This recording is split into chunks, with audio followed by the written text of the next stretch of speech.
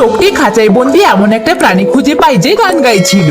এটা একটা ছোট কুমিরের বাচ্চা। লোকটি দ্রুত তাকে খাঁচা থেকে বাইরে বের করে হ্যান্ডশেক করে। লোকটির খুশির ঠিকানা ছিল না, কারণ সে এমনই একটা ইউনিক প্রাণীর খোঁজ করছিল যে সবার থেকে আলাদা হবে। কারণ এই লোকটি একজন জাদুকর, যার জাদু কেউই পছন্দ করতো না। লোকটি জবরদস্তি শোতে ঢুকে পড়তো, কিন্তু ভালো কাজ না করার জন্য তাকে বের করে দেওয়া হতো। লোকটি কুমিরের বাচ্চাকে নিজের বাড়িতে নিয়ে আসে আর তাকে গান গাইতে বলে, কিন্তু সে গাইতে পারে না। লোকটি তার সাথে ভালো ব্যবহার করে যাতে সে ফিল করে। এরপর সে ভায়োলিন বাজিয়ে দুজনে একসাথে গান গাইতে লাগে। সে বন্ধ রুমে কুমিরের সাথে কয়েক মাস ধরে প্র্যাকটিস করে। পুরো প্রস্তুতির পর সে শো করার সিদ্ধান্ত নেয়, কিন্তু শো করার জন্য তার কাছে টাকা ছিল না। লোকটি কিছু লোকের কাছে টাকা ধার চায়, কিন্তু কেউই তাকে দেয় না। যার কারণে সে একটা সাহসী সিদ্ধান্ত নেয়। লোকটি তার ঘর বিক্রি করে দেয়, কারণ তার বিশ্বাস ছিল যে কুমির তার সাথে সত্যি ভালো পারফরমেন্স করবে আর অনেক টাকা ইনকাম করবে। কিন্তু শো করার সময় সবকিছু উল্টো হতে লাগে। কুমির এত মানুষকে দেখে ঘাবড়ে যায়, যার কারণে ওখানে তার আওয়াজ বের হয়।